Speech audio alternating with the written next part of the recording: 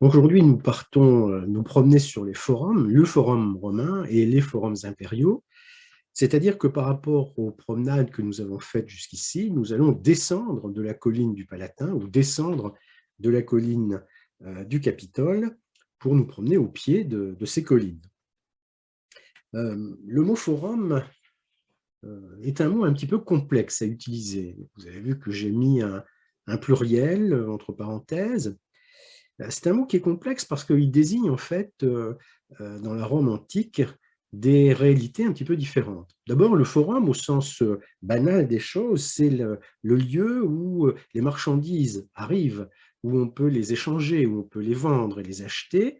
Et en ce sens, on parlera de forum boarium ou de forum molitorium, donc de marché aux bestiaux, ou de marché aux herbes, hein, comme on dit dans nos villes de l'Europe du Nord-Ouest. Et bien sûr, un tel forum, deux tels forums existent à Rome. C'est ce dont je ne parlerai pas aujourd'hui. Les problèmes d'approvisionnement d'une ville comme Rome sont des problèmes intéressants et importants, mais nous les évoquerons lorsque nous irons nous promener à Ostie dans quelques semaines.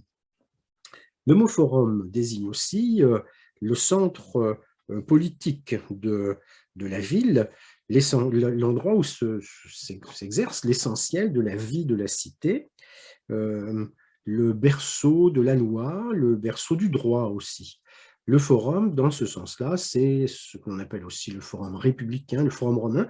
Vous voyez l'état de ce forum à l'époque où le Lorrain peint à Rome, donc dans les années 1640. Vous voyez que le forum donc, est tout à fait visible. On voit des tronçons de colonnes, on voit un morceau de l'arc de triomphe de Septime Sévère et on voit des personnages jouant aux cartes sur le podium du temple de Saturne.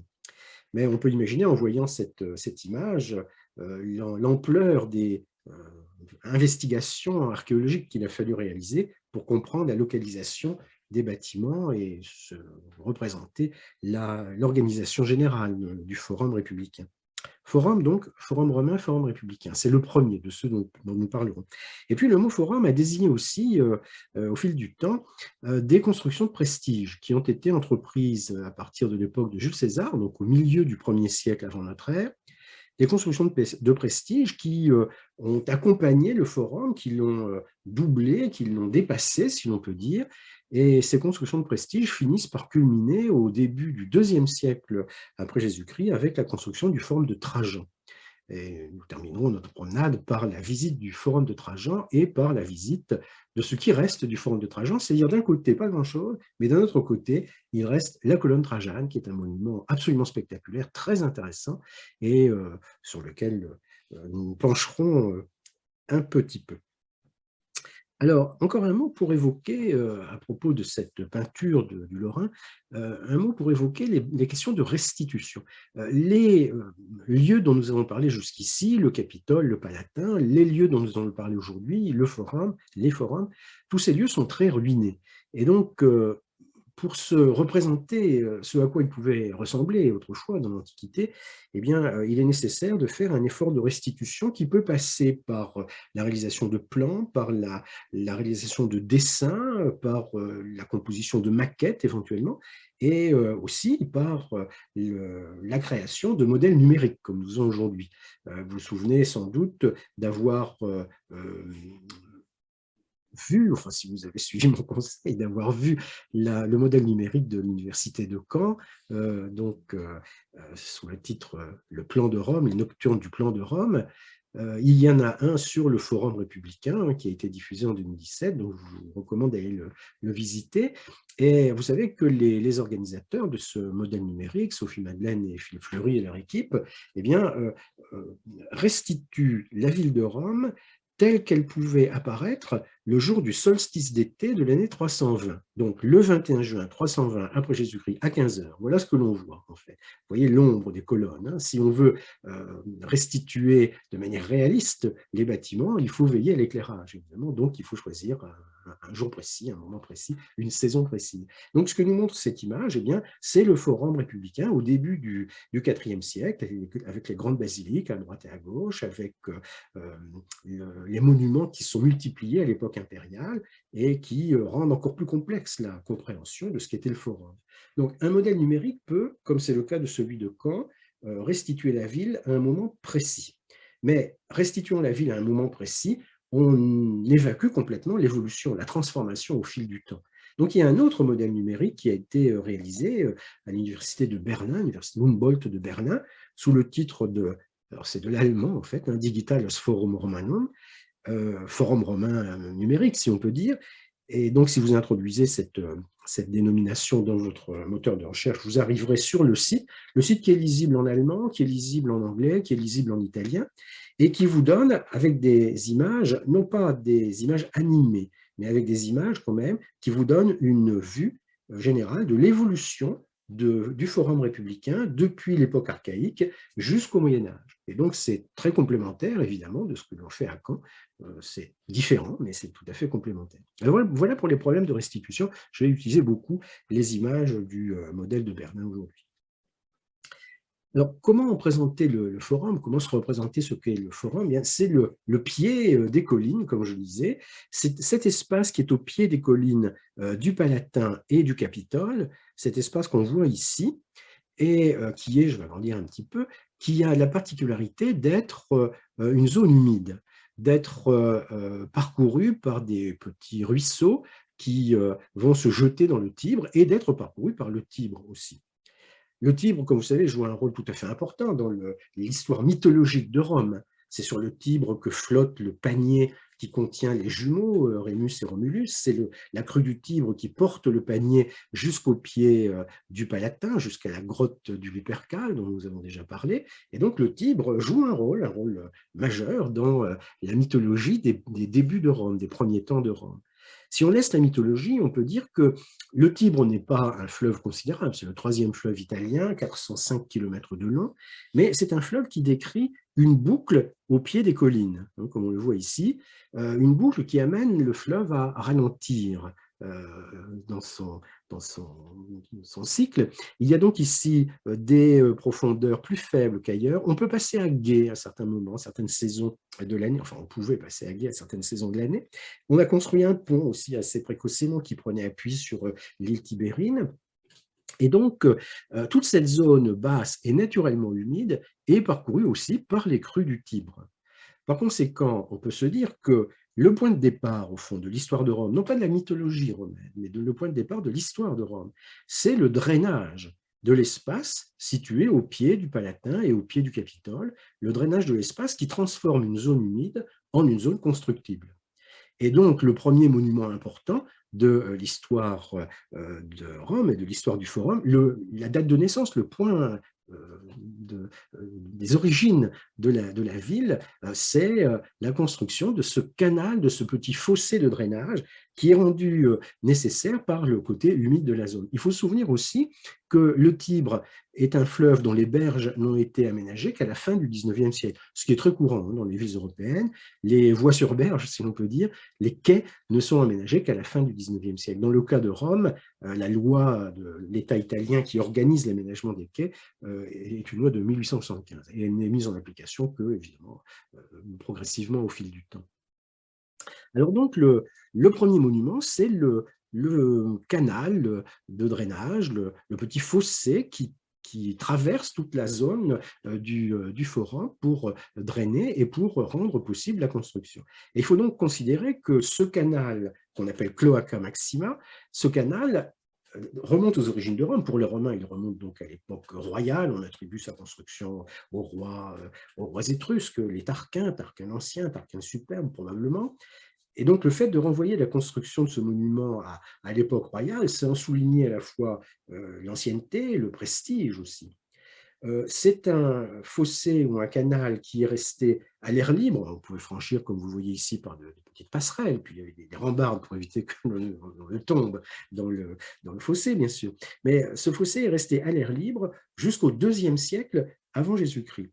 Et donc, pendant tous les débuts de l'histoire de la République romaine, il faut se représenter le forum comme traversé par ce fossé.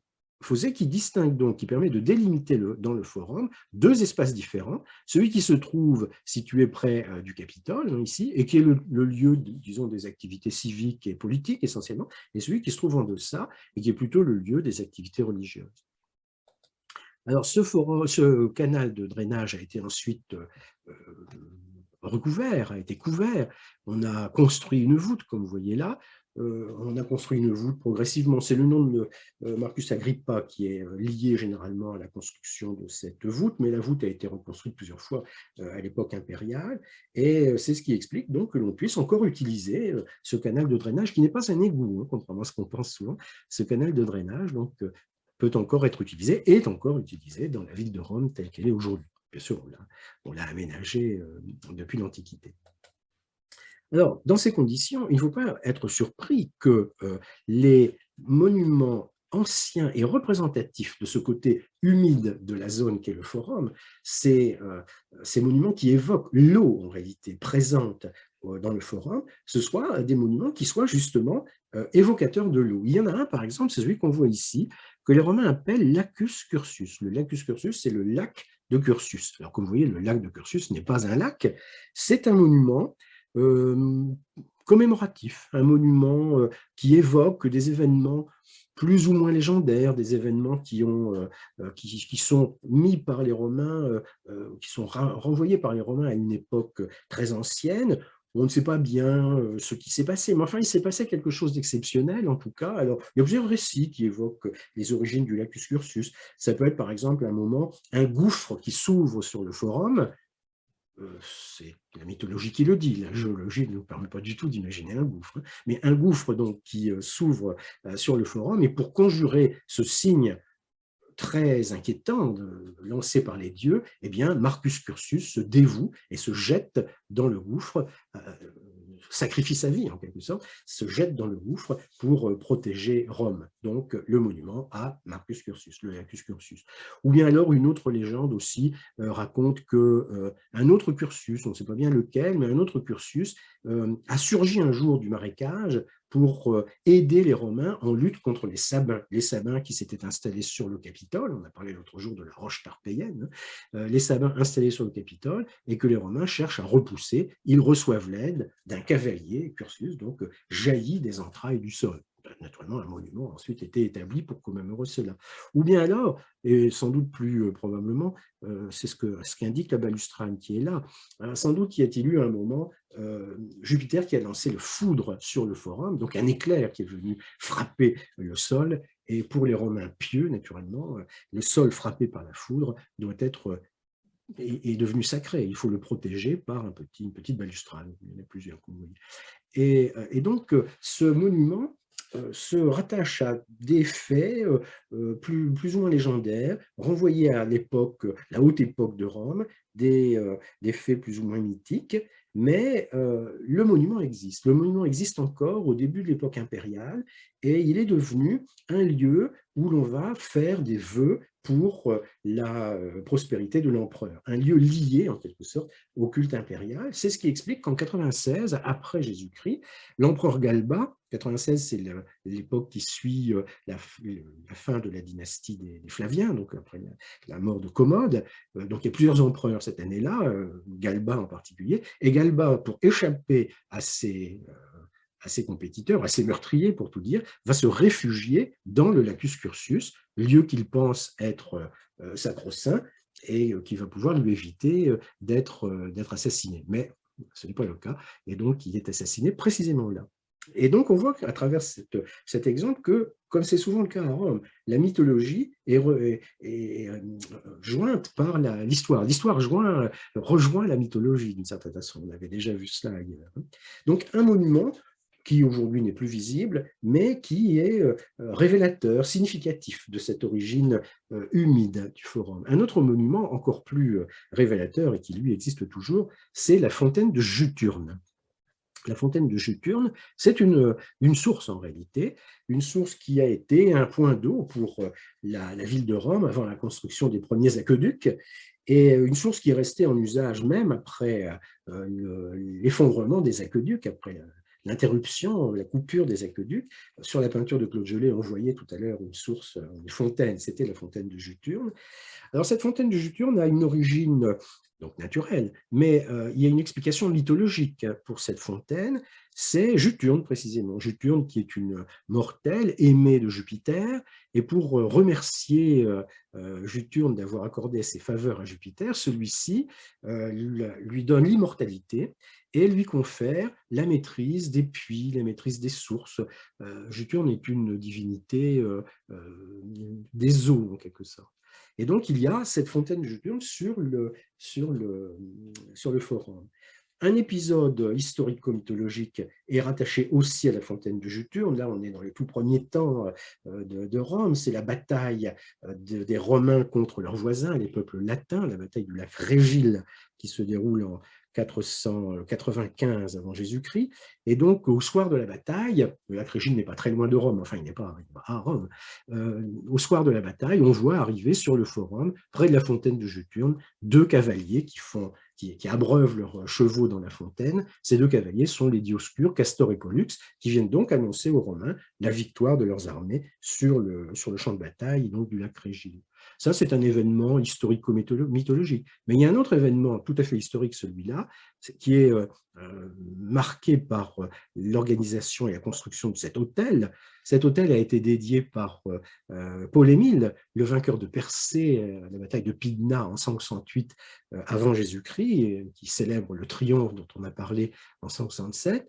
Eh bien, on raconte que au moment de la bataille de Pydna, Pydna c'est en Macédoine, c'est très loin de Rome, au moment de la bataille de Pydna, donc les Dioscures, Castor et Pollux, sont apparus une nouvelle fois près de la fontaine de Juturne afin d'annoncer la victoire des armées de Paul-Émile. Et donc Paul-Émile a bien sûr consacré un monument à Juturne pour rappeler cet événement. Donc, le forum, zone humide construite, zone humide maîtrisée, zone humide monumentalisée, si l'on peut dire, mais qui reste un peu humide. La cloaca maxima est toujours en fonctionnement aujourd'hui. Alors, deuxième idée à propos du forum romain, du forum républicain, c'est le centre de la vie publique. Comme le montre, si l'on peut dire, cette image, cette photographie prise depuis un lieu qu'on appelle les Jardins Farnèse. Les Jardins Farnèse sont situés sur le Palatin, à l'emplacement du palais de Tibère. Et de cette terrasse des Jardins Farnèse, on a une très belle vue sur le Forum romain, précisément cette vue que vous voyez là. Alors, cette vue est très belle, sans doute, mais on peut prendre quelques points de repère. Ici, vous avez les bâtiments construits sur la colline du Capitole, avec le palais du Sénat, avec ici le palais des conservateurs. Si vous avez l'œil acéré, vous voyez ici le sommet de la colonne Trajane, par quoi nous terminerons cette petite promenade. Et un peu plus loin, on voit ici se dresser dans le lointain, sur la colline du Pincio, la Villa Médicis. Et là, on a le palais du Quirinal, qui est aujourd'hui la résidence du président de la République italienne. Alors, très belle vue, certainement, vue touristique s'il en est, mais quand même, l'image du forum tel qu'on l'a depuis le Palatin, c'est une image d'une très grande complexité. À vrai dire, on a l'impression d'un fouillis archéologique tout à fait, disons le mot, incompréhensible. Donc, essayons d'introduire un petit peu d'ordre dans ce panorama et repérons tout d'abord une place. Le forum, c'est d'abord une place. Elle est à peu près rectangulaire et il y a donc la possibilité de se rassembler, la possibilité pour les Romains de se rassembler et de vaquer à leurs affaires sur le forum. Sur le forum, on voit aussi des temples. Alors les temples, évidemment, sont en ruine, mais enfin, il reste quelques colonnes quand même, ici et là. Donc, dans la notion de forum, il faut introduire la notion de place, la notion de temple, pas de forum sans temple. Il y a également des basiliques, au moins une basilique, pour qu'un forum soit décent. En tout cas, sur le forum romain, plusieurs basiliques. Les deux plus importantes, les deux principales, nous en parlerons, sont la basilique Emilia, qui est ici, et la basilique Julia, que l'on voit là. Et puis, il y a d'autre part, consubstantiel à la notion de forum, un espace civique. L'espace civique qui est occupé par le seul bâtiment qui soit resté à peu près en état sur le forum, qu'on appelle la curie. Alors, je vais commencer par cet espace civique, et puis ensuite, je parlerai des basiliques. L'espace civique, eh bien, c'est le lieu où fonctionne l'État romain. L'État romain, c'est Senatus Populusque Romanus, le Sénat et le peuple romain. Le Sénat et le peuple romain dont on peut comprendre les interactions en se plaçant sur un lieu précis qu'on appelle le comitium. Le comitium, ce n'est pas un bâtiment, c'est un lieu où convergent, où se rencontrent, au fond, les composantes de l'État romain. D'abord, les citoyens qui peuvent prendre place debout sur le comitium.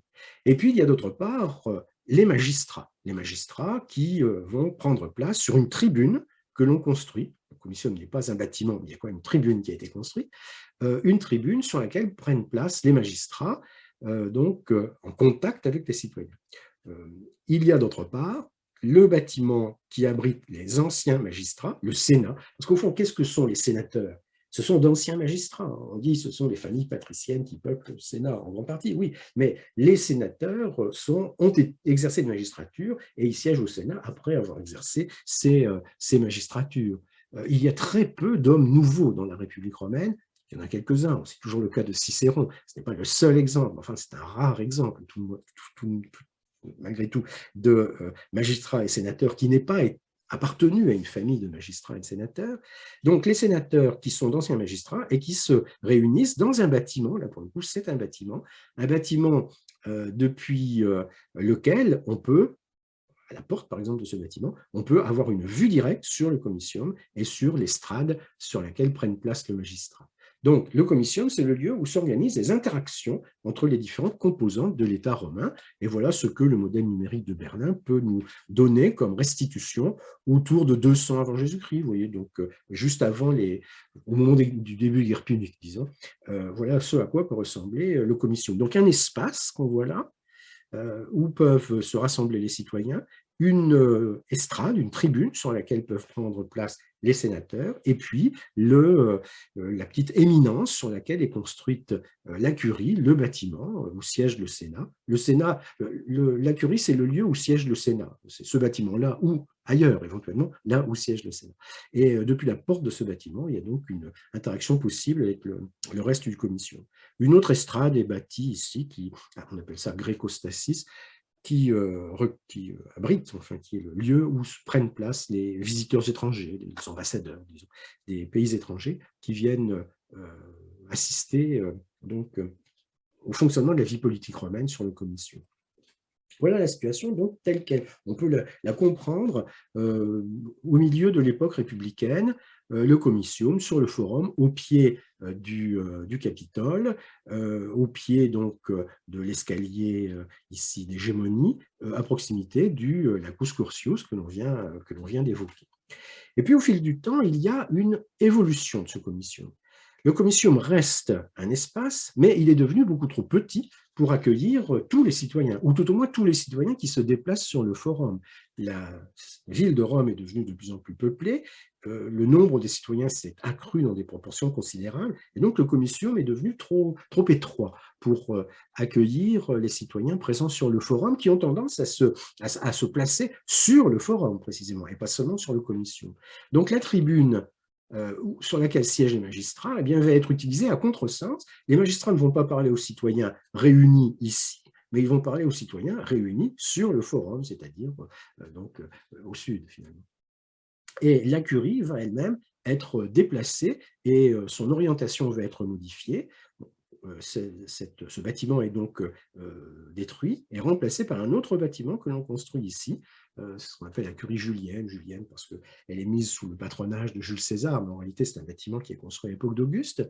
Et donc il y a un déplacement des bâtiments sur le forum. On voit ici la tribune où siégeaient les magistrats. La curie qui se dressait ici a été déplacée là. Et donc, c'est tout le forum qui peut éventuellement recevoir les citoyens.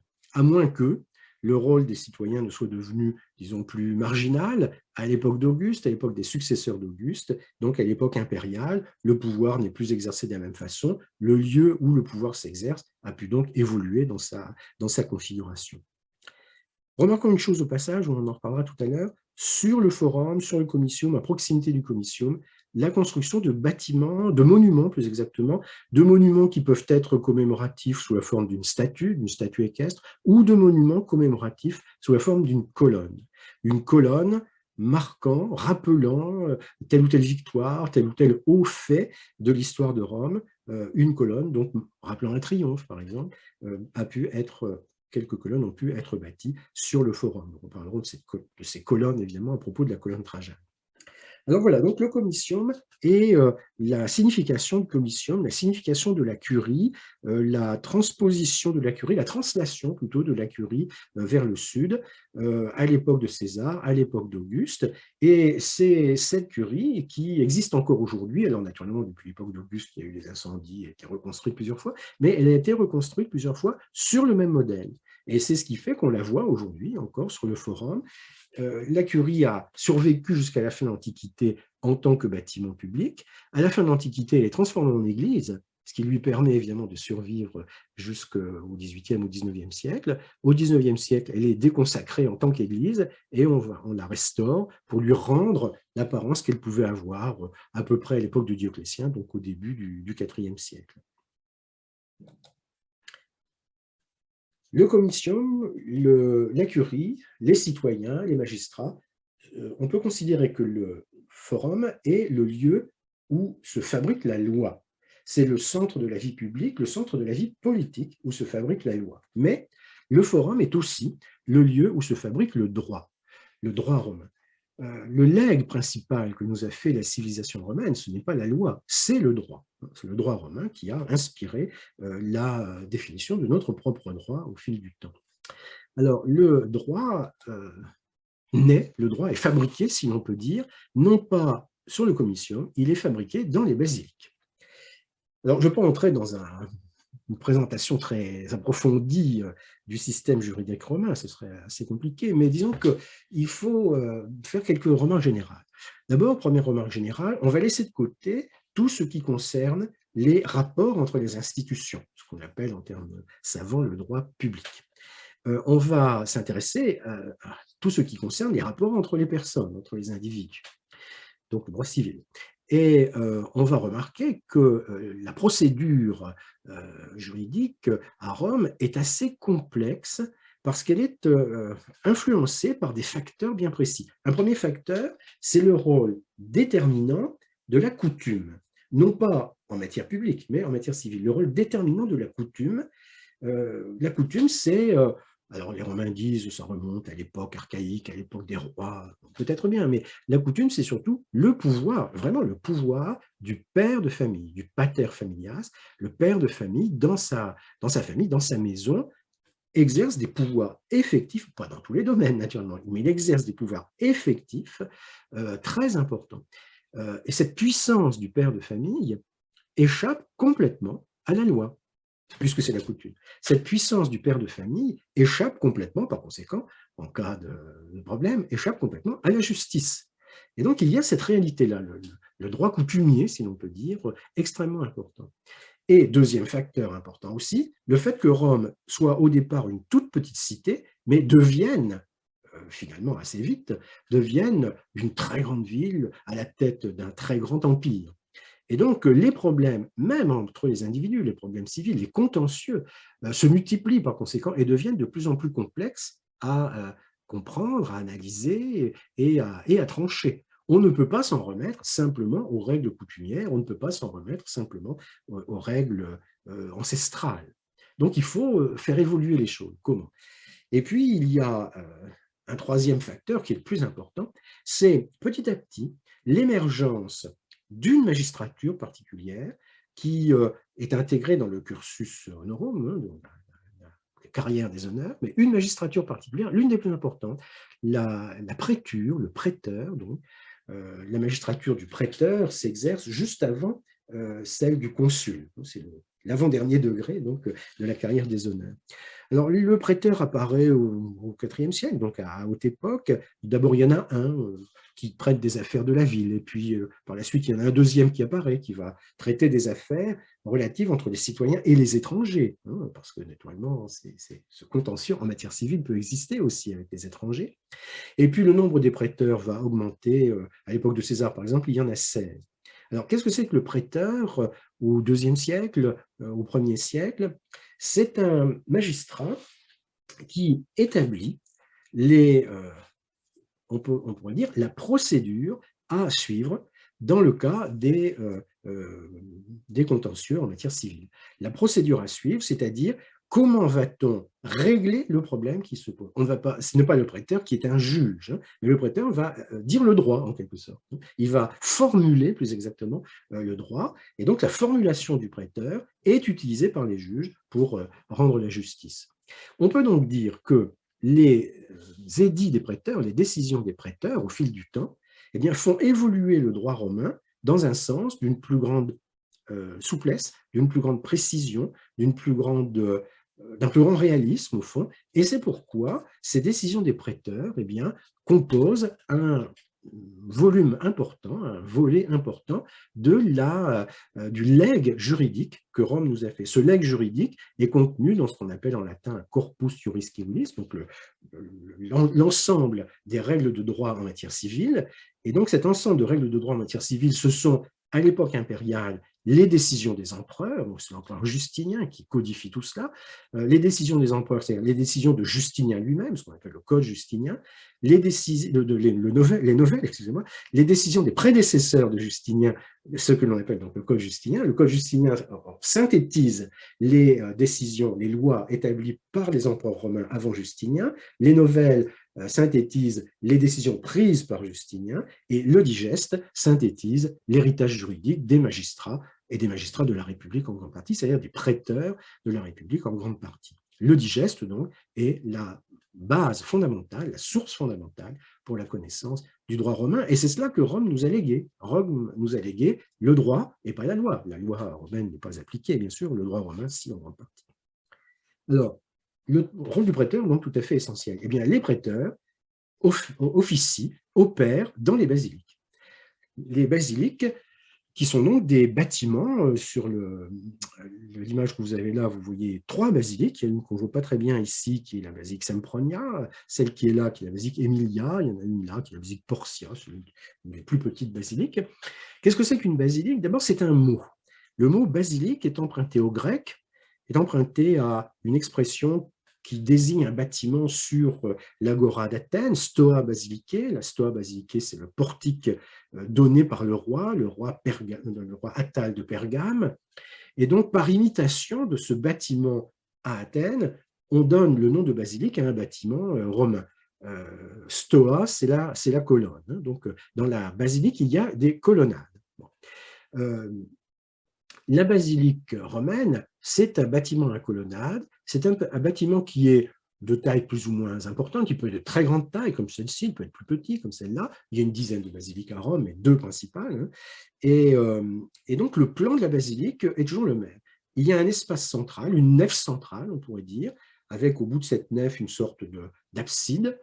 Et puis, de chaque côté de la nef, des nefs secondaires, on pourrait dire des bas-côtés, donc, qui viennent renforcer la nef centrale. Et éventuellement, ces bas-côtés peuvent être dotés, comme on le voit bien ici, peuvent être dotés de boutiques qui ouvrent directement sur le forum. Il peut y avoir des boutiques, il peut ne pas y en avoir, ça dépend des cas. Et donc, voilà, par exemple, les vestiges de la basilique Emilia, qui était la plus grande des basiliques du Forum romain. On voit ici très bien la nef centrale, il reste quelques morceaux de colonnes, et puis on voit les bas-côtés, donc de chaque côté de la nef centrale, qui rappellent ce plan particulier qu'on a appelé plan basilical. Ce plan particulier, donc, avec une nef, des bas-côtés et une abside au bout de la nef. C'est le plan de beaucoup d'églises chrétiennes, en fait.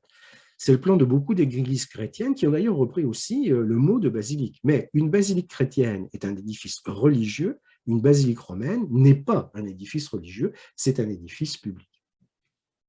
Alors, la basilique Emilia, qui est donc très en ruine, quelques dessins peuvent essayer de nous restituer ce à quoi pouvait ressembler la basilique Emilia. Vous avez là un artiste du XVe siècle qui s'efforce de ressusciter quelques éléments de la basilique Emilia avec une bonne part d'imagination.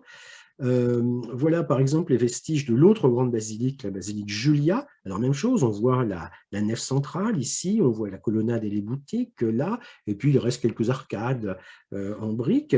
Mais bon, la basilique est très ruinée, donc j'ai choisi un dessin de Jean-Claude Golvin, dont j'ai déjà parlé souvent, je pense, qui voilà, restitue la basilique Julia de cette façon. Donc vous voyez une colonnade ouvrant sur le forum, éventuellement une deuxième colonnade à l'étage, une plateforme même au besoin sur le troisième niveau, et donc un bâtiment très considérable, très orné. C'est un effort architectural qui est réalisé, bien sûr, et un bâtiment de grande taille hein, qui peut abriter beaucoup de monde.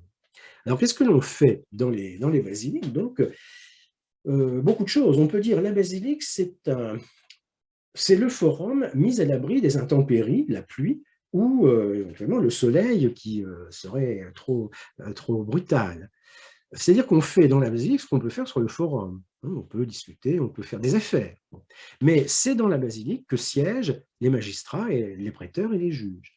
Le prêteur siège dans la basilique pour rendre ses édits et pour faire évoluer le droit, comme je disais tout à l'heure. Donc, quand il y a 16 prêteurs, à l'époque de César, eh bien, il y a plusieurs prêteurs dans la basilique. On tend des rideaux, on établit des cloisons, enfin, on peut diviser l'espace et le volume un peu comme on veut. Et la basilique est donc, en somme, la fabrique du droit, tout comme le comitium était la fabrique de la loi. Et donc, sur le comitium, sur le forum, dans les basiliques, on peut voir passer, si on peut dire, les citoyens romains. Les citoyens romains de l'époque républicaine qui, dans le légendaire romain, sont des autorités morales, des figures. Et donc, je voudrais continuer en évoquant justement cette austérité romaine et en admirant l'une des œuvres présentées au musée du Capitole, donc dans le palais des conservateurs, exactement dans la salle des triomphes dont on a parlé l'autre jour. Et cette œuvre, vous voyez, c'est un buste en bronze qu'on appelle conventionnellement le Brutus capitolin. Capitolin parce qu'il est conservé au Capitole, et Brutus parce qu'on a voulu voir dans ce portrait les traits de Marcus Junius Brutus, qui en 509 avant Jésus-Christ renverse Tarquin le Superbe et instaure la République, le héros fondateur de la République en quelque sorte, qui instaure la République en fonction de ses vertus et de son exigence morale. Alors bon, c'est un beau buste en bronze qui est connu depuis le XVIe siècle. On connaît son parcours depuis le XVIe siècle.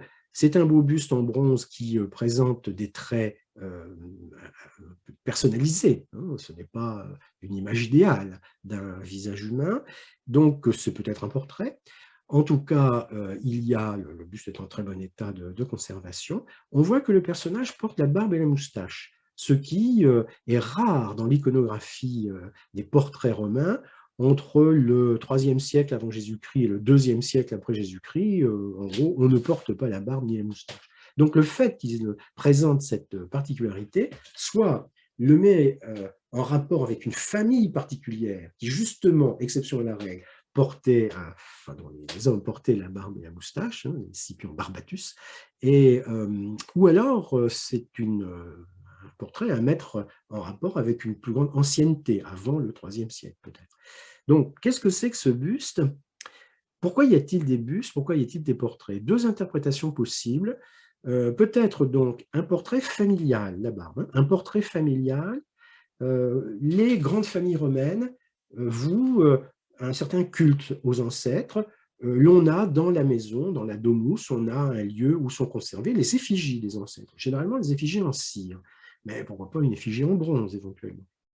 Donc ça peut être ça, éventuellement, l'origine de ce buste. Ou alors, c'est un monument commémoratif qui est installé sur le forum. Après tout, on a vu tout à l'heure des statues, on a vu des monuments commémoratifs peut-être est-ce l'origine aussi de ce buste? En tout cas, ce buste symbolise assez clairement une certaine représentation convenue du citoyen romain, marquée par la piété, la gravité, par la sobriété, par l'austérité, en somme, que l'on peut s'amuser à lire sur les traits de ce personnage. Aujourd'hui, les spécialistes datent ce buste des alentours de 300 avant Jésus-Christ, 300, 275 peut-être, avant Jésus-Christ, c'est-à-dire sensiblement avant les guerres puniques. Autre illustration de l'austérité romaine, encore plus austère, parce qu'il n'y avait même pas la statue en bronze a disparu, c'est simplement le socle, la base de la statue, que vous pouvez admirer dans la galerie capitolaire, la galerie lapidaire plus exactement des musées capitolins. C'est une base de statue qui porte une inscription très concise, c'est la qualité du latin peut-être par rapport au français. Pour comprendre le sens de cette inscription, il faut ajouter des mots au français. Donc, Cornelia Africani F. Gracorum. Il faut entendre Cornelia, c'est un nom de famille, c'est le nom d'une femme, c'est le nom d'une femme qui est la fille d'un Cornelius. Donc, c'est la fille de Publius Cornelius Scipion. Elle est Africani F. F, c'est filia. Elle est la fille de l'Africain. Il y a un Publius Cornelius Scipion l'Africain, qui est le vainqueur d'Hannibal durant la Deuxième Guerre punique. Donc, Cornelia est la fille de Scipion l'Africain. Et elle est d'autre part Gracorum, c'est-à-dire qu'il faut la mettre en rapport avec Tiberius Sempronius Gracchus, qui est à la fois son époux et son fils. L'époux de Cornelia, Tiberius Sempronius Gracchus, et lorsqu'il était édile, a procédé à la reconstruction de la basilique Sempronia, qui a précédé la basilique Julia, et les fils de Cornelia et de Tiberius Sempronius Gracchus, eh bien, ce sont Tiberius et Caius Gracchus, ce sont les Gracques, c'est-à-dire les réformateurs romains de la fin du IIe siècle avant Jésus-Christ, qui ont, enfin, je voudrais retracer toute l'histoire politique de Rome à la fin du IIe siècle avant Jésus-Christ pour montrer l'importance qu'ont joué les Gracques. Et donc, Cornelia est la mère des Gracques. Donc, Cornelia, fille de l'Africain, mère des Gracques, statufiée sur le forum aussi, probablement, donc statue de femme, hein, sur le forum probablement, ou à l'emplacement de la basilique Sempronia. On pense que c'est là que se trouvait la maison de Scipion l'Africain. Et donc, cette simple base de statue permet d'évoquer à la fois une grande figure de l'histoire de Rome, Cornelia, ses fils et son père, et d'autre part, évoquer aussi une certaine forme je dirais, de monumentalisation du forum. Il y a certes les bâtiments dont j'ai parlé, mais on voit apparaître aussi des portraits, on voit apparaître aussi des monuments commémoratifs, on voit apparaître aussi des statues. Et donc, il faut comprendre aussi le forum romain comme étant petit à petit gagné par la monumentalisation, si on peut dire, transformé par l'évolution de l'histoire de la ville. Le modèle de Berlin nous permet de prendre une idée, d'avoir une idée de ce que pouvait ressembler le forum romain, donc vers 310. 310, c'est l'époque autour de Dioclétien et de Constantin, vous voyez, début 4e siècle. Et donc, vous avez une prolifération de statues, vous avez des arcs de triomphe, vous avez des bâtiments de toute nature, mais enfin, on reconnaît quand même encore très bien la place rectangulaire, on reconnaît encore très bien les basiliques, la basilique Emilia ici, la basilique Julia là, et puis on reconnaît encore l'ancien espace civique avec la curie qui se dresse toujours donc, sur le forum, et puis les temples dont la présence est indispensable, bien sûr, sur n'importe quel forum. Sur tous les forums des villes romaines dans tout l'Empire, il y a cette structure, une place, des temples, un espace civique et des basiliques. Alors voilà donc la présentation du forum républicain, du forum romain, le forum centre de la vie publique à l'époque républicaine. À l'époque impériale, le forum romain continue à exister, bien sûr, mais il y a une évolution avec l'édification des forums impériaux. Alors voilà donc un dessin qui restitue l'ensemble dont nous parlons. Donc on reconnaît ici le forum républicain, la place rectangulaire, les basiliques, là on voit bien la basilique Julia, la basilique Emilia, les temples et la curie. On peut aussi voir qu'il y a là le Capitole avec le temple de Jupiter capitolin, ici le temple de Junon Moneta. Sur ce dessin, vous voyez, le dessinateur a représenté un bâtiment à arcade. Pendant longtemps, on a cru qu'il y avait au bord de la colline du Capitole un bâtiment à arcade que l'on appelait tabularium. Mais aujourd'hui, on sait que ce bâtiment n'a jamais existé. Les arcades, oui, mais le bâtiment n'a pas existé. Ce qui a existé ici, c'est un temple, le temple de Vénus Victrix. Donc, il faudrait actualiser le dessin. C'est difficile, le modèle numérique est plus facile à actualiser. Alors, on appelle forums impériaux un ensemble de constructions qui s'étend sur 9 hectares, à proximité du forum romain, au pied du Capitole et au pied de la colline qui se trouverait sur la droite de l'image ici, qui est la colline du Quirinal. C'est là que, petit à petit, les empereurs successifs ont fait bâtir ces ensembles donc, que l'on appelle les forums impériaux. Alors, sommairement, on peut identifier et pointer le plus ancien qui est là, donc le forum de César. On voit qu'il s'agit d'une cour, d'une place bordée de colonnes avec un temple, et juste sous la flèche là, il y a une statue. Il y a ensuite un deuxième forum qui est ici, c'est le forum d'Auguste, qui est plus grand, mais c'est une cour avec une statue au centre, avec une colonnade, avec un temple. Ensuite, on voit là le forum qu'on appelle forum de la paix ou forum de Vespasien, une colonnade, un temple et une cour. Puis le forum de Nerva qui est là, une colonnade, une cour, un temple. Et finalement, le forum de Trajan, une colonnade, une cour et pas de temple. Nous verrons quelle interprétation donner à cela, mais une basilique. Alors donc, voyons comment se présentent ces différents forums dans la réalité d'aujourd'hui. Donc, le forum de César est le premier qui a été construit.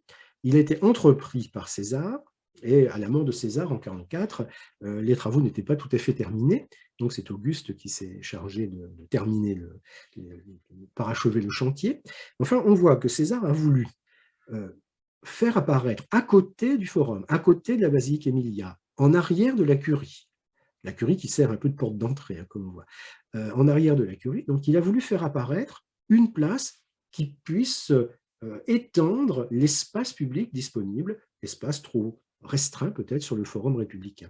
Une place en tout cas, bordée de colonnes, pas de basilique, mais une colonnade, qui permet de se mettre à l'abri en cas de pluie ou de soleil trop intense, et surtout, un espace qui soit voué à faire l'éloge de César, une statue équestre de César et un temple de Vénus, Vénus avec l'épiclèse de Génitrix. C'est la Vénus en tant qu'ancêtre de la famille des Jules, en tant que donc génitrice, ancêtre de la famille des Jules. Donc César ne se considère pas lui-même comme un divin, mais il se considère comme issu de Vénus. C'est donc une première étape vers la divinisation des empereurs. Donc un temple à Vénus, mais une Vénus, on pourrait dire, dynastique pour Jules César. Et voilà ce qui reste du temple du forum de César. Il reste des vestiges de la colonnade, il reste des vestiges de la place centrale, la statue a disparu. Le temple qui se dressait ici, il en reste quelques colonnes, il y a des vestiges du podium, mais enfin, tout est quand même très ruiné et il faut faire un gros effort d'imagination pour repérer le forum de César. La plupart des visiteurs des forums impériaux marchent sur la rue qui est ici un petit peu au pied des pins parasols, la rue qu'on appelle la rue, la Via dei Fori Imperiali, la rue des forums impériaux. Si vous vous promenez sur cette rue des forums impériaux, vous regardez à droite parce que c'est là qu'il y a l'essentiel des vestiges des forums impériaux, mais vous ne regardez pas à gauche, c'est là qu'il y a les vestiges du forum de César. Vestiges peu impressionnants du forum de César. Donc le premier des forums impériaux, construit donc autour de 45 et un peu après, avant Jésus-Christ, à l'époque de César, à l'époque d'Auguste. Deuxième forum, le forum d'Auguste. Le forum d'Auguste qui a la structure donc, comparable, c'est-à-dire une place, au centre de la place, un quadrige, non pas une statue équestre de César, mais un quadrige, donc un char à 4 chevaux, et Romulus sur le quadrige, et une colonnade de chaque côté avec particularité des exèdres qui sont là, donc en demi-cercle, et ces exèdres dans lesquels il y a des statues des grands héros de l'histoire de Rome, deux arcs qui sont des portes en fait dans le forum d'Auguste, et puis le temple de Mars, temple de Mars vengeur, Mars Ultor, Mars vengeur des assassins de César. Donc, Auguste n'insiste pas sur la filiation divine des Jules, mais il insiste sur sa fidélité au serment de venger la mort de César. Donc, le temple de Mars, tel que Auguste l'installe dans le forum qui porte son nom, ce temple de Mars a aussi une signification dynastique. On fait l'apologie de la dynastie des Jules avec le forum de César et avec le forum d'Auguste. Alors, que reste-t-il du forum d'Auguste? Il est très en ruine aussi, évidemment. Il a été éventré, en plus, par la rue des forums impériaux qui passe ici et qui sépare le forum de César du forum d'Auguste. Voilà ce qu'il en reste. Il reste, vous voyez, des vestiges des exèdres qu'on voit là. Étant donné que la manière dont la photo est prise, on ne voit pas les vestiges de colonnade, enfin, il reste quelques racines de colonnes ici. Et puis, il y a les vestiges du temple de Mars vengeur, Mars Ultor, c'est-à-dire le podium du temple, quelques colonnes, et puis l'escalier, avec au centre de l'escalier les vestiges de l'autel sur lequel on sacrifiait les victimes sacrificielles. Donc, un forum d'Auguste ruiné en grande partie, mais dont les vestiges présentent quand même une certaine ampleur. C'est pourquoi aujourd'hui, ces vestiges du forum d'Auguste servent souvent de cadre, de fond à un spectacle son et lumière. Si vous avez vu un spectacle son et lumière sur les forums impériaux, c'était là. Et donc, il faut quand même faire un effort d'imagination pour se représenter la splendeur que pouvait avoir le forum d'Auguste. Donc, recours à la restitution, maquette ou dessin. Voilà par exemple une maquette que vous trouvez au musée des forums impériaux, dont je dirai un mot tout à l'heure. Donc, le temple de Mars Ultor, Mars vengeur, la cour, le quadrige qui était là, bon, sur la maquette, on n'a pas mis le quadrige, et puis les colonnades de chaque côté. Donc, vous voyez, colonnade, c'est-à-dire un espace à l'abri des intempéries qui permet de discuter, de faire des affaires, enfin, tout ce qu'on peut faire dans un forum. Les prêteurs ne viennent pas siéger dans les forums impériaux, enfin, on peut toujours discuter avec ses correspondants, faire des affaires, tout ça est tout à fait possible. Alors, donc, une maquette qui évoque le forum d'Auguste, et puis un dessin d'interprétation qui rappelle que tous ces monuments étaient bien sûr colorés, les reliefs sont colorés, et aident à visualiser ce dont il s'agit. Alors là, le dessinateur a été très, comment dirais-je, très poétique, puisqu'il a mis des fleurs sur l'autel. Je me souviens que sur les autels romains, on mettait vraiment des fleurs. Il faut plutôt se représenter l'autel comme couvert de traces de sang. C'est là qu'on sacrifie les victimes, traces de sang et pas fleurs. Nous ne trompons pas de contexte. Et donc, une inscription qu'on n'a pas conservée, mais qui est très plausible sur ce temple de Mars Ultor, qu'on peut lire, Imperator Caesar Augustus, l'empereur César Auguste, fils du divin Dionyphilius, Fecit, c'est-à-dire l'empereur César Auguste, c'est le nom officiel d'Auguste, fils du divin, fils de César divinisé, Fecit a fait construire ce temple. Voilà, donc le forum d'Auguste qui a été pendant très longtemps le plus somptueux des forums impériaux. C'est le deuxième en date, chronologiquement. Le troisième est le forum de la paix, qu'on appelle aussi forum de Vespasien. Il est construit à l'époque de Vespasien, donc dans les années 60 de notre ère. C'est un forum assez vaste, mais qui répond au même schéma, c'est-à-dire une esplanade, des portiques et un temple. Et ce forum de la paix, bien sûr, il est ruiné, mais comme c'est essentiellement là que passe la rue des forums impériaux, on n'en voit plus grand-chose. Voilà une vue aérienne qui vous montre les vestiges du forum de la paix. Vous voyez ici, vestiges du temple. Ce qui reste, c'est quelques éléments du pavement du temple. Vestiges de la colonnade, il reste 7 colonnes seulement. Et pour le reste, eh bien, rien, si on peut dire. Pour le reste, rien. Et donc, cette rue des forums impériaux, qui est ouverte au début des années 30 à l'époque de Mussolini, qui a sa justification dans le plan de circulation de Rome, bien sûr, mais qui a aussi permis de lancer des fouilles archéologiques dans le secteur, qui facilitent les déplacements, mais qui ne permet pas bien de comprendre l'organisation des forums. On a l'impression que les forums impériaux étaient largement ouverts. En fait, non, ce sont des espaces clos. Il y a des portes pour y accéder, bien entendu, mais ce sont des espaces clos quand même. Alors, si le forum de la paix, le forum de Vespasien est très ruiné, le forum de Nerva, qui est donc le quatrième en date, est encore plus ruiné. De lui, il ne reste quasiment rien. Forum de Nerva, qu'on appelle aussi Forum Transitorium, entre le Forum de Vespasien et le Forum d'Auguste, donc une cour, des colonnades, pas vraiment de colonnade d'ailleurs parce qu'il n'y a pas beaucoup d'espace, et un temple. Vous voyez, une colonnade, mais pas d'espace vraiment sous la colonnade. C'est plutôt une zone de transition. On l'appelle aussi parfois forum transitorium, zone de transition. Enfin, un temple, et puis les portes d'accès que l'on voit là. Forum de Nerva, c'est le nom qu'on lui donne. Il est vraisemblable que les travaux ont été entrepris à l'époque de Domitien, donc le deuxième fils de Vespasien, mais Domitien ayant fait l'objet d'une condamnation de la mémoire, évidemment, son nom n'est pas donné, n'a pas été donné à ce forum qu'il a probablement entrepris. Et puis donc, dernier forum, le plus important, celui sur lequel on va s'attarder un peu, c'est le forum de Trajan.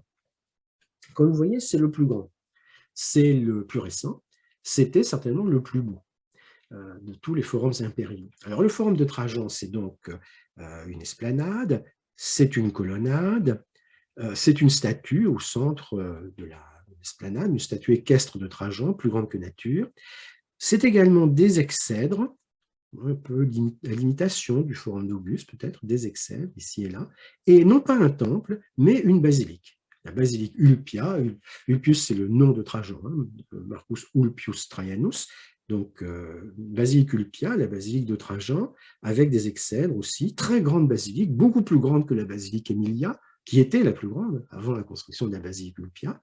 Et puis, donc, au-delà de la basilique, deux petits bâtiments ici qui sont des bibliothèques, une bibliothèque latine et une bibliothèque grecque, et donc la colonne Trajane entre les bibliothèques, avec ici un portique qui permet l'entrée dans cette partie du forum de Trajan. Il y a ici une autre entrée dans le forum de Trajan, mais qui nécessite de passer par le forum d'Auguste. Il n'y a pas d'entrée par ici. Alors, à côté du forum de Trajan, je vais vous dire un mot, il y a cette construction qu'on appelle les marchés de Trajan. Les marchés de Trajan sont tout à fait distincts du forum de Trajan. On les appelle marchés de Trajan, mercati Traiani, sans qu'on soit sûr qu'il s'agisse de marchés vraiment. C'est un ensemble de bâtiments, il y a une rue qui date de l'époque de la construction du forum de Trajan, et des bâtiments qui étaient probablement, pense-t-on aujourd'hui, plutôt des bureaux, des services administratifs, fiscaux peut-être, beaucoup plus que des boutiques, parce que le problème des marchés de Trajan, c'est que pour les boutiques centrales notamment, il est très difficile d'apporter des marchandises à vendre, hein, c'est pas très bien desservi, si l'on peut dire. Alors, pourquoi ces marchés de Trajan? Eh bien, parce que le forum de Trajan se situe entre la colline du Capitole, qui se trouve là, et la colline du Quirinal, qui se trouve ici. Et la géographie fait que les deux collines, Capitole et Quirinal, étaient reliées par une sorte de petite colline secondaire, un petit encellement qui pouvait relier ces deux collines. Bon, pas de hauteur considérable, mais tout de même, ce n'est pas un terrain plat entre les deux collines. Donc il a fallu, pour construire le forum de Trajan, il a fallu araser une partie de la colline du Quirinal. Il a donc fallu construire un mur de soutènement pour éviter que la colline ne s'effondre. Et l'architecte du forum de Trajan, qui s'appelait Apollodore de Damas, a estimé que plutôt que de construire bêtement un mur de soutènement, eh bien, on pouvait construire un bâtiment de soutènement.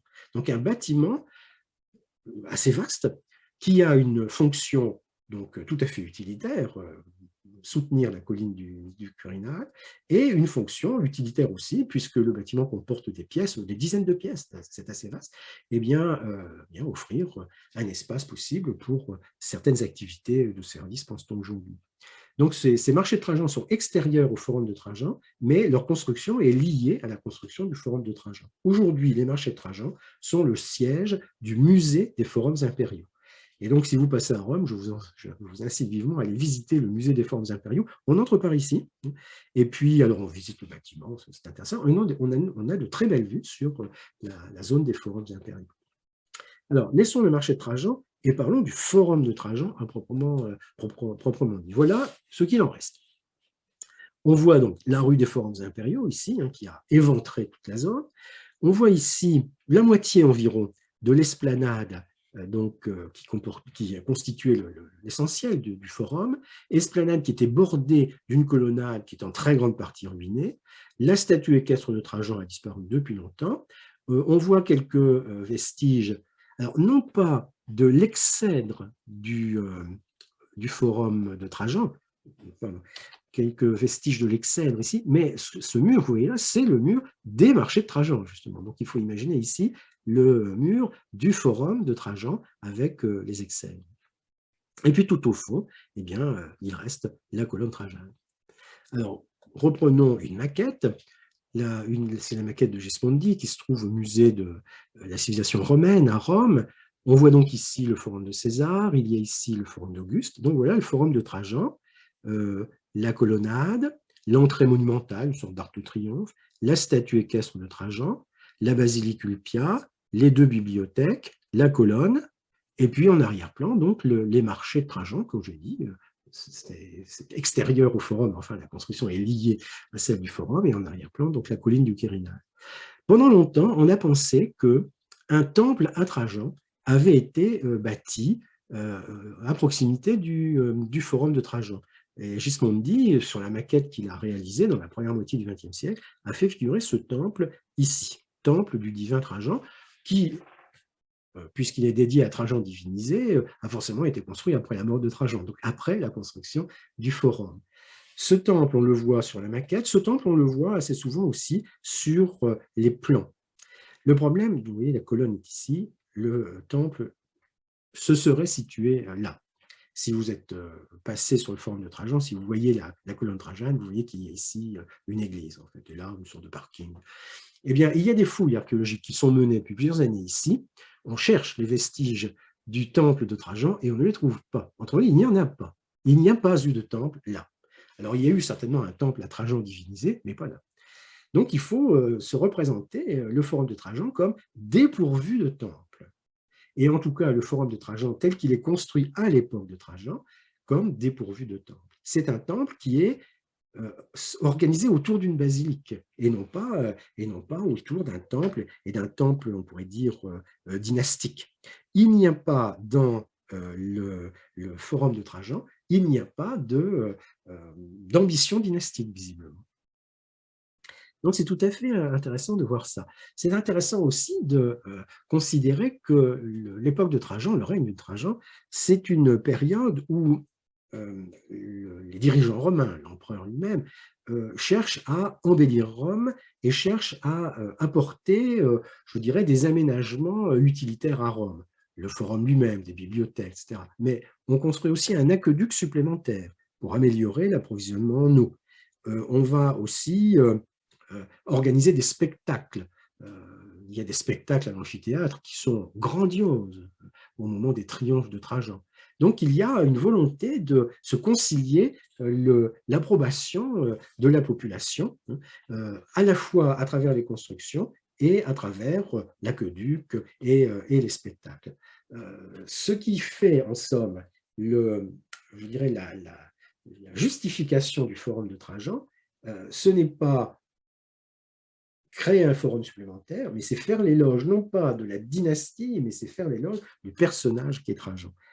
Il y a une exaltation de Trajan très, très visible. Et cela se voit bien, alors je reviens un tout petit peu en arrière pour montrer les vestiges de la basilique Ulpia. Vous voyez ici l'esplanade, enfin plutôt la nef centrale, les colonnades de chaque côté. Donc ici la colonnade principale, la colonnade secondaire avec la nef latérale.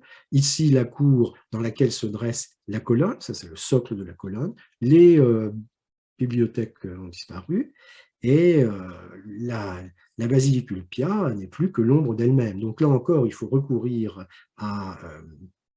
au dessin pour se représenter ce que pouvait être la splendeur de cette basilique, la plus grande basilique de Rome. Voilà donc un dessin qui vous donne une idée de ce que pouvait être cette basilique.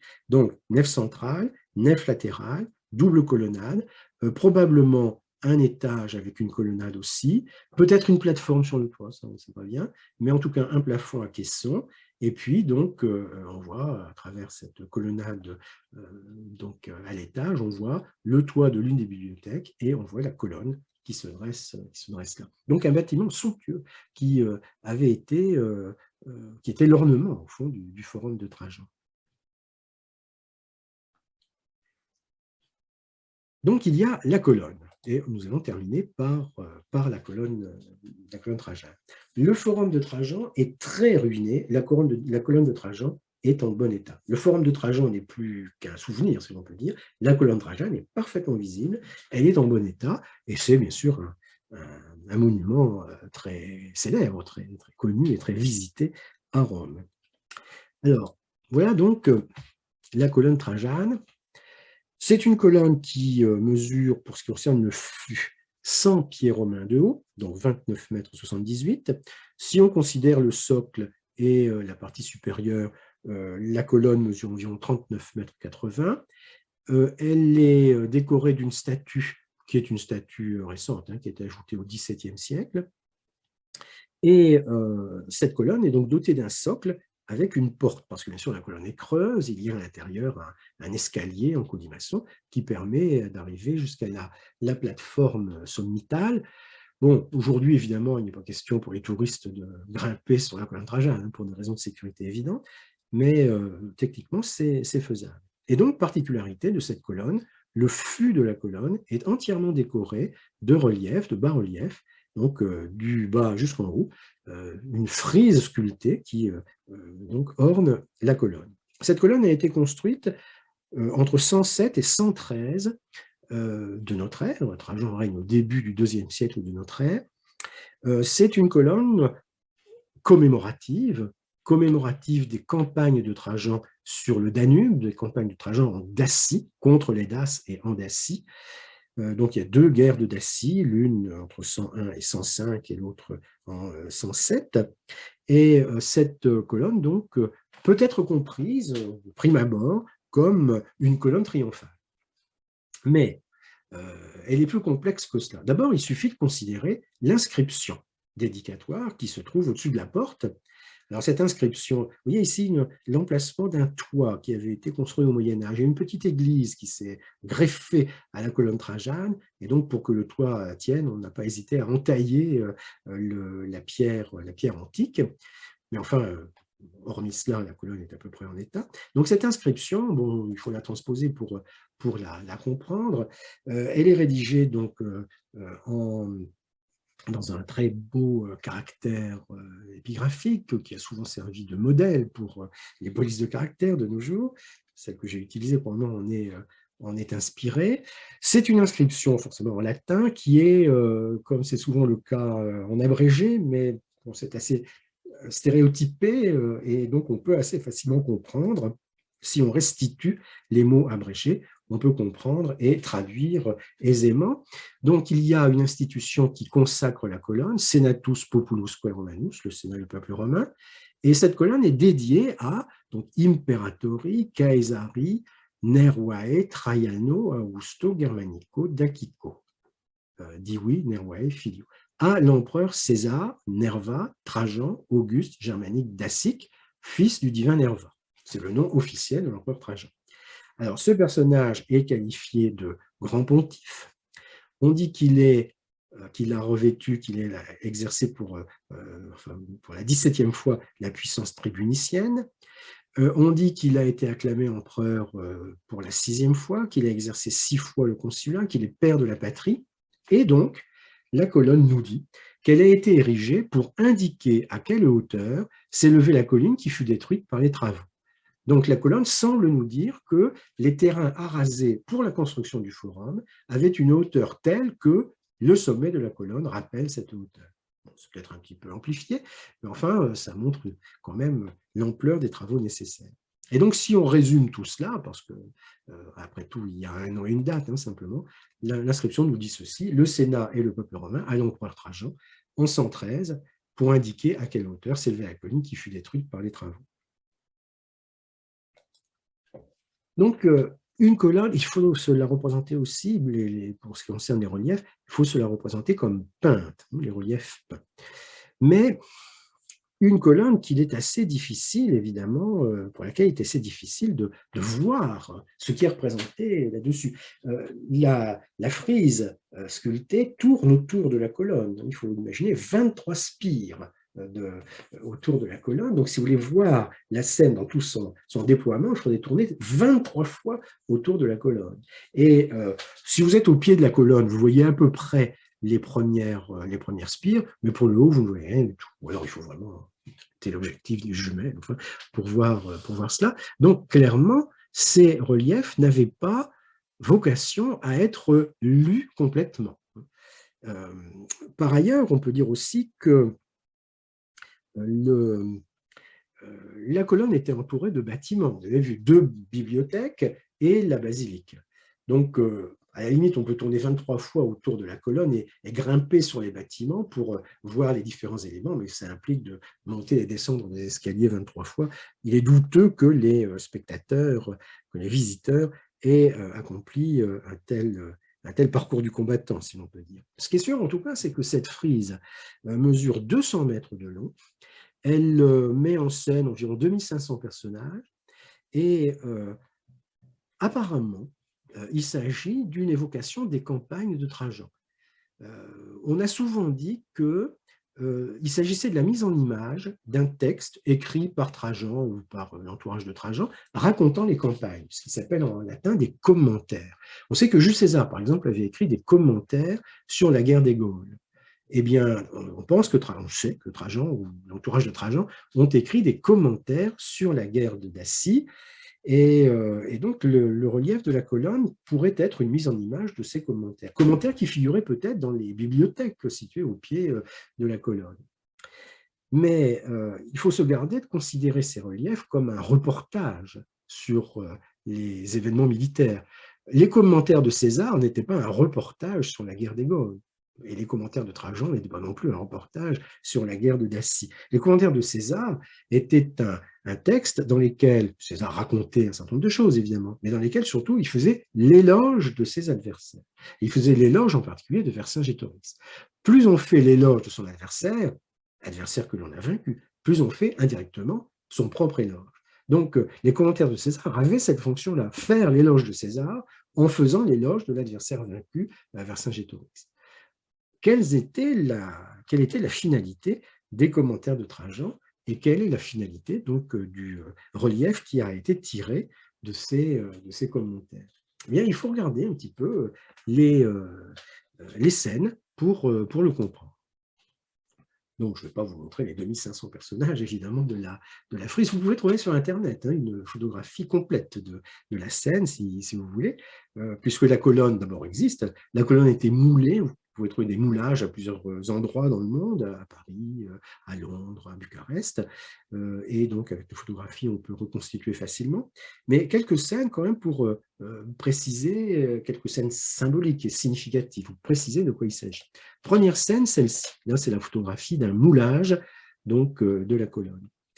Celle-ci qui est donc, vous voyez, une scène assez longue en plusieurs moments. Vous avez ici, tout à fait à gauche, sous un bosquet d'arbres, des cavaliers qui mettent pied à terre et un cheval dont on tient la bride, un cheval qui est tenu par la bride, donc sous un bosquet d'arbres.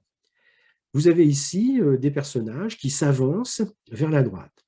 Au centre de l'image, à l'intérieur de cette muraille, puisque la muraille, on la voit ici, mais on la voit là aussi, donc le dessinateur a enlevé la muraille pour qu'on puisse voir ce qu'il y a derrière.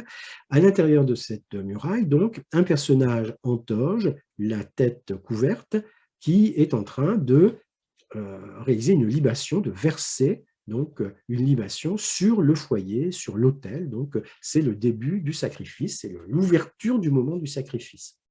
Le tout se déroulant à l'intérieur des murailles, dans un endroit où il y a des constructions, c'est-à-dire des tentes, des baraques exactement, avec ici des enseignes de la Légion et des animaux, des victimes sacrificielles que l'on voit là. Il y a un taureau, il y a un bélier, il y a un verra, 3 animaux mâles, donc un taureau, un bélier, un verra, qui sont décorés comme il sied à des victimes sacrificielles. Les cornes du taureau sont dorées.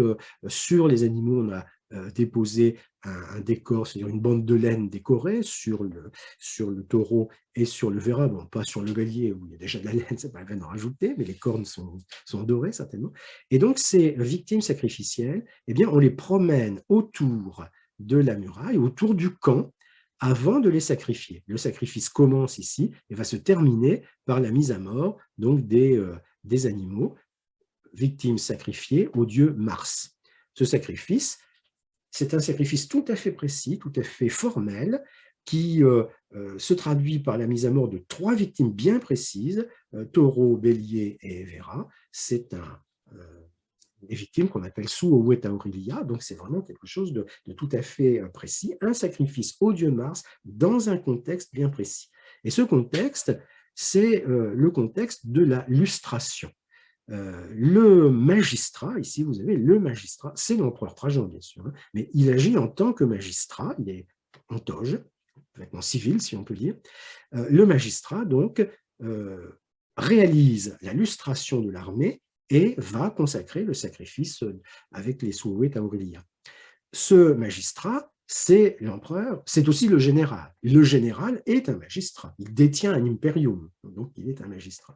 Et que fait-il? Bien, il fait la même chose que ce que fait le censeur une fois tous les 5 ans. Une période de 5 ans, c'est un lustre. Hein. Donc, la lustration, c'est quelque chose que l'on fait tous les 5 ans. Le censeur, tous les 5 ans, classe les citoyens dans des catégories. Il établit la liste des citoyens en fonction de tel ou tel critère. Et une fois qu'on a établi cette liste, une fois qu'on a fait le cens, une fois qu'on a établi cette liste, alors on réalise le sacrifice dont il s'agit. Ici, l'empereur agit comme magistrat, comme général, et il classe les soldats. Il organise l'armée. L'armée est une institution civique, et donc il faut l'organiser exactement comme le censeur organise les citoyens.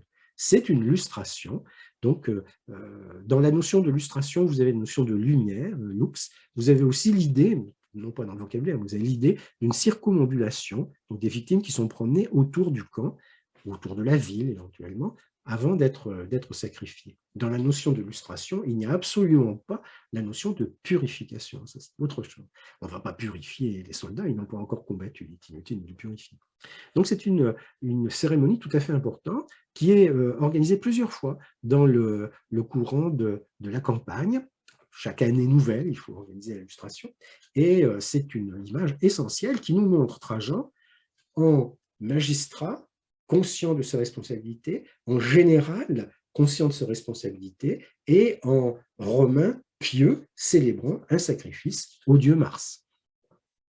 Une autre, alors on voit ici une photographie que j'ai prise sur la colonne elle-même, donc vous voyez, on peut arriver pour le bas de la colonne à faire des photos convenables. On voit très bien ici donc les victimes sacrificielles qui sont en train d'être promenées autour de la muraille avant d'être sacrifiées en utilisant la hache et le marteau de l'aide sacrificateur. Le tout, évidemment, alors que retentit la musique, puisqu'un sacrifice s'organise toujours, il faut se recueillir, être tout à fait solennel, hein, et donc on joue de la musique pour éviter tous les bruits parasites.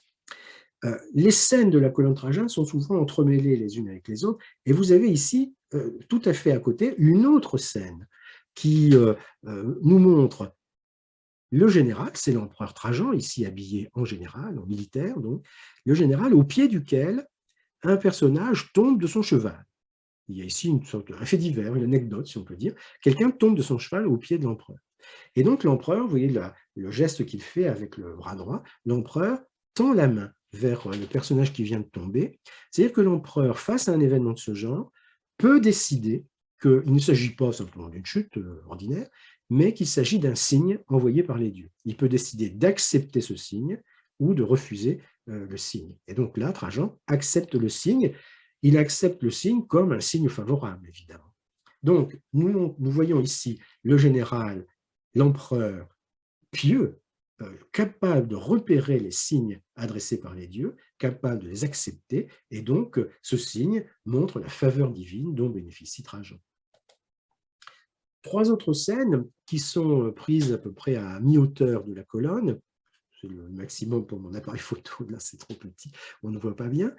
En tout cas, c'est la fin de la première partie de la colonne, la fin de la première campagne. On y voit, donc on part du bas pour aller vers le haut, on y voit ici les cavaliers Les cavaliers numides sont des cavaliers auxiliaires, les cavaliers qui chargent contre les adversaires. Après tout, sur les reliefs de la colonne Trajane, il y a aussi naturellement des scènes de bataille. Deuxième section, la reddition du prisonnier. Le prisonnier qui est ici et qui vient, que l'on amène au pied du général, c'est-à-dire au pied de l'empereur qui va donc recevoir cette reddition, qu'il comprend comme étant à la fois un élément favorable, la victoire des troupes naturellement, mais aussi un élément favorable, le signe favorable adressé par les dieux.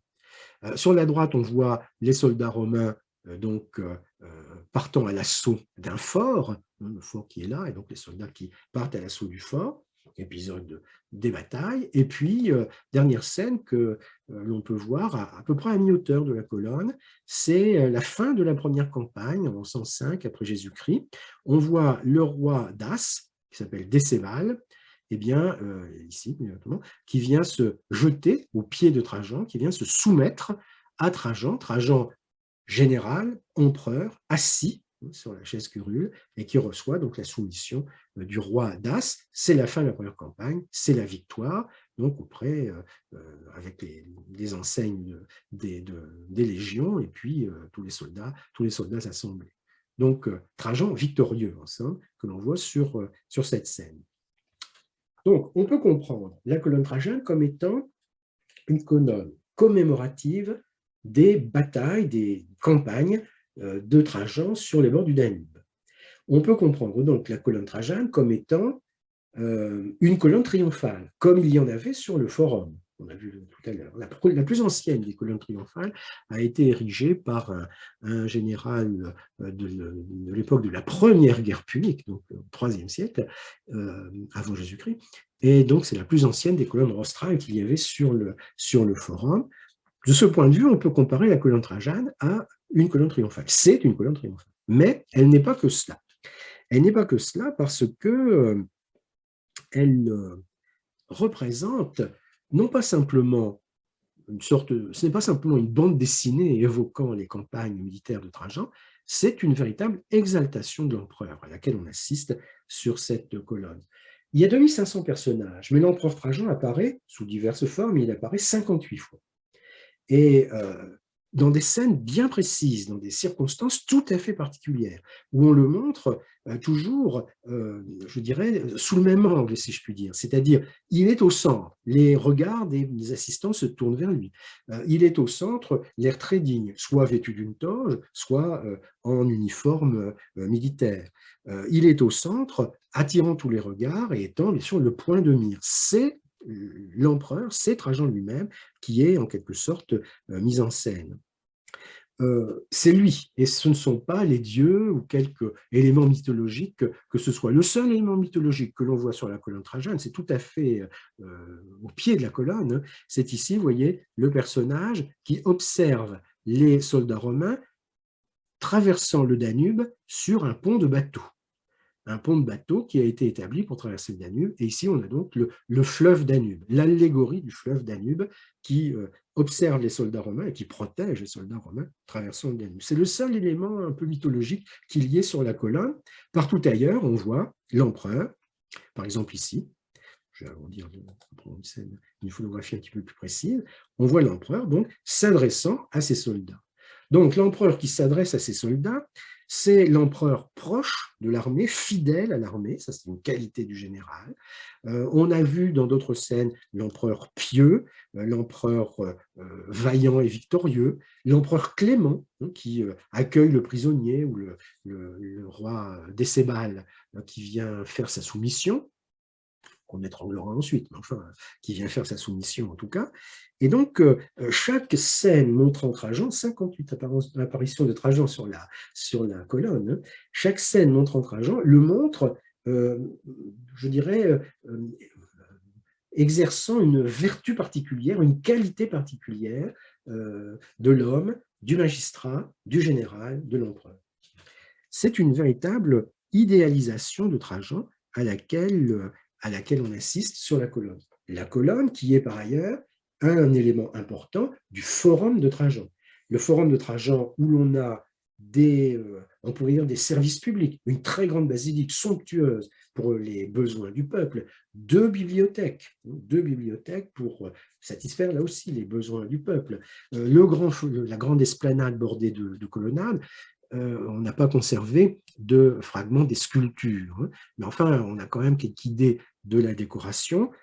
C'était une décoration, donc des scènes sculptées, peintes à la gloire de Trajan. À la gloire de Trajan en tant que personnage plein de qualités, plein de vertus, non pas simplement général victorieux.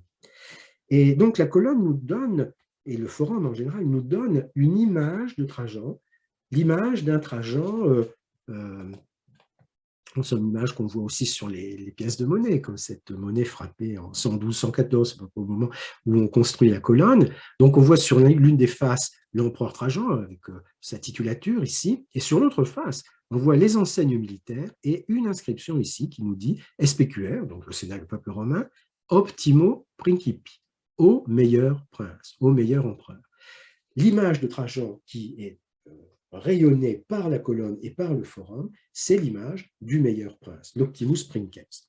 Optimus Princeps, qui finit par être d'ailleurs une qualification officielle de Trajan, et qui est aussi ce que l'on voit, par exemple, dans les lettres de Pline le Jeune. Pline le Jeune, c'est cet auteur qui a entretenu une correspondance avec un grand nombre de personnes. Pline a soigneusement conservé sa correspondance, les lettres qu'il a envoyées et parfois les réponses qu'il a reçues. Pline, par exemple, avait adressé 2 lettres à l'historien Tacite pour décrire l'éruption du Vésuve en 79, donc après Jésus-Christ, éruption à laquelle il avait assisté dans sa jeunesse. Et Pline, à un moment, a été gouverneur de Bithynie, donc en Asie mineure, et en tant que gouverneur de Bithynie, il a été amené à résoudre un certain nombre de problèmes, et il a souvent fait appel à l'empereur Trajan pour obtenir tel avantage, pour se faire confirmer telle ou telle règle. Tout le livre 10 de la correspondance de Pline le Jeune contient cette correspondance entre Pline et Trajan. La lettre que Pline a adressée à l'empereur et la réponse de l'empereur. Alors, la réponse de l'empereur que peut-être Pline a réécrite, que peut-être il a enjolivé, peut-être. Mais enfin, ce qui apparaît très nettement dans les réponses de l'empereur, c'est le côté mesuré, le côté humain de Trajan. Ce qui est frappant, donc, c'est la simplicité de l'empereur telle qu'elle apparaît à travers les réponses qu'il adresse à Pline le Jeune. Donc la colonne, les pièces de monnaie, le témoignage de Pline le Jeune, tout concourt à faire de Trajan donc le meilleur empereur, Optimus Princeps. Et on comprend mieux dans ces conditions que sur le forum de Trajan, il n'y ait pas de temple à quoi que ce soit, mais une colonne à la gloire de Trajan, à la gloire et aux qualités, aux vertus éminentes de Trajan. Tout concourt à faire donc de Trajan Optimus Princeps. C'est ce que l'on voit donc sur le forum. Alors dira-t-on, mais c'est de la propagande, c'est la propagande impériale, évidemment. Bien sûr, c'est de la propagande. Mais la propagande n'est jamais plus efficace que lorsqu'elle ne nie pas de façon effrontée la réalité. Lorsque, à la fin du XXe siècle, la propagande du régime communiste de Nicolae Ceausescu en Roumanie faisait de Ceausescu le Danube de la pensée. Personne n'y croyait, même pas en Roumanie, personne n'y croyait. Lorsque la propagande du régime de Trajan fait l'éloge de Trajan comme le meilleur prince, c'est moins incroyable. Ce que l'on sait du personnage ne nous incite pas complètement à ne pas adhérer à cette représentation.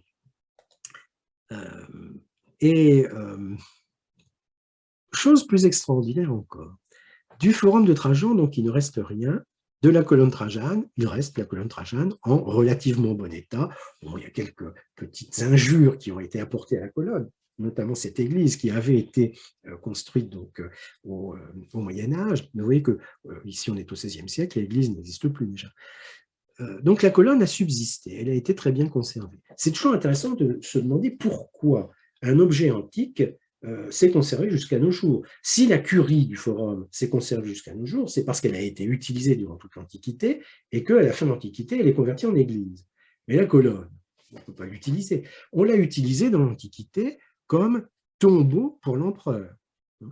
À l'intérieur du socle, il y a une porte et un escalier, mais on a ménagé dans la paroi une petite niche dans laquelle a été scellée l'urne funéraire de Trajan après sa mort. Trajan est le seul empereur romain enterré dans la ville, le seul personnage important enterré dans la ville de toute façon.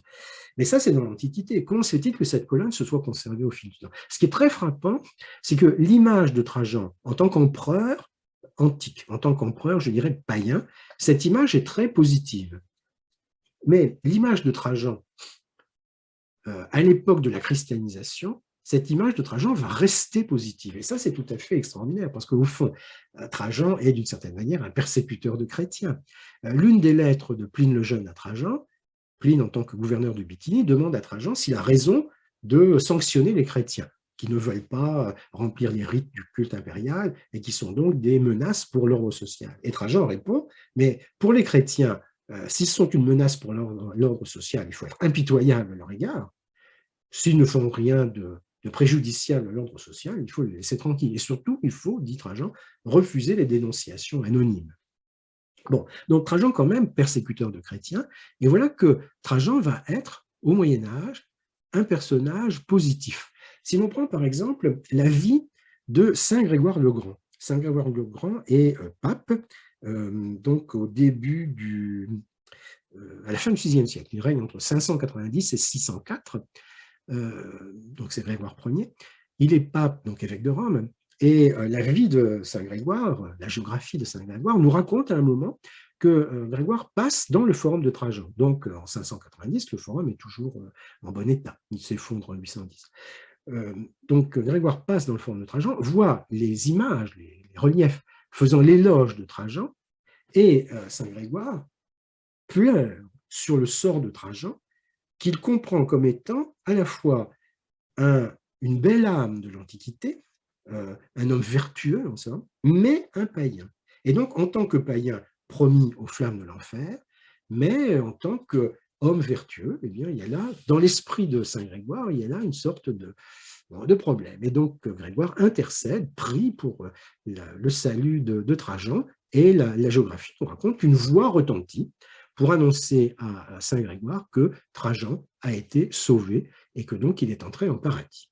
Trajan, seul empereur romain, entré en paradis. Donc la géographie de Grégoire le Grand nous dit ça.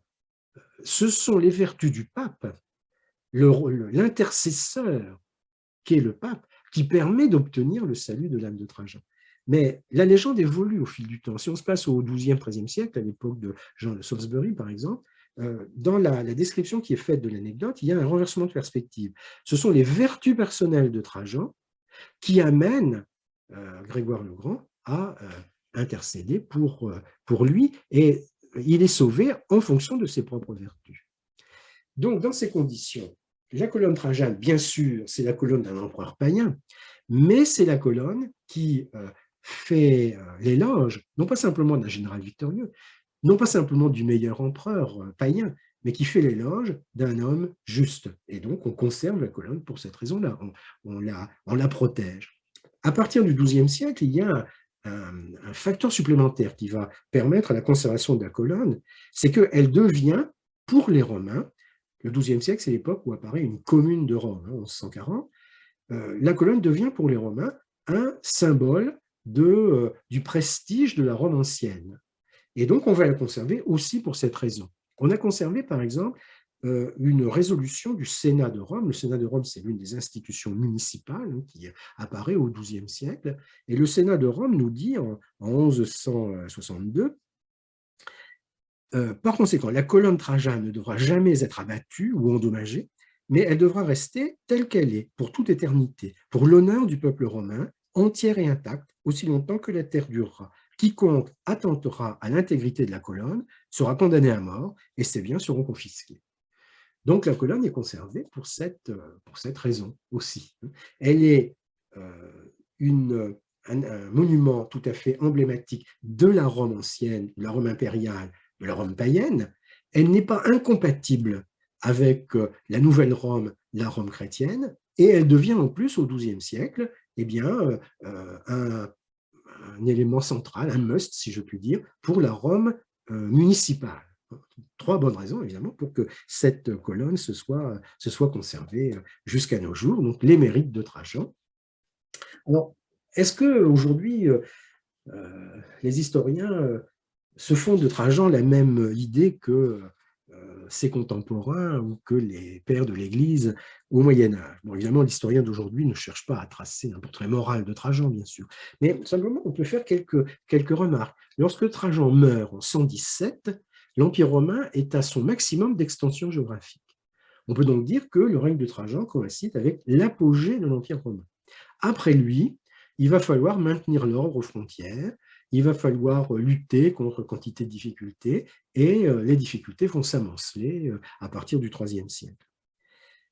Donc, première observation. Deuxième observation, les sources donc, pour l'histoire du règne de Trajan sont beaucoup moins variées que pour l'histoire du règne de ses prédécesseurs. Par exemple, vous avez pour les empereurs du 1er siècle, pour les empereurs comme Tibère, Caligula ou Néron, vous avez Suétone, par exemple. Suétone, la vie des 12 Césars, Suétone, archiviste de l'Empire, très bien renseigné, et racontant et colportant quantité de ragots à propos des empereurs. On est très bien renseigné sur le côté scandaleux du règne de Caligula ou du règne de Néron.